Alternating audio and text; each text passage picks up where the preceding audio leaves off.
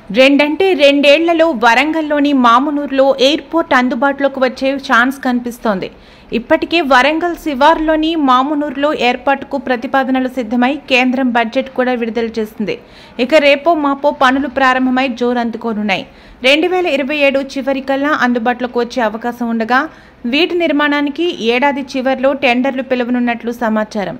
వరంగల్లో 1000 ఎకరాల్లో అలాగే ఆదిలాబాద్లో 600 ఎకరాల్లో ఎయిర్పోర్ట్ల నిర్మాణాలు జరగనుండగా ఒక్కోదానికి 500 నుండి 600 కోట్ల వరకు ఖర్చవుతుందని అంచనా. ఇందులో కేంద్రం 80%, రాష్ట్రం 20% భరించాల్సి ఉంటుంది.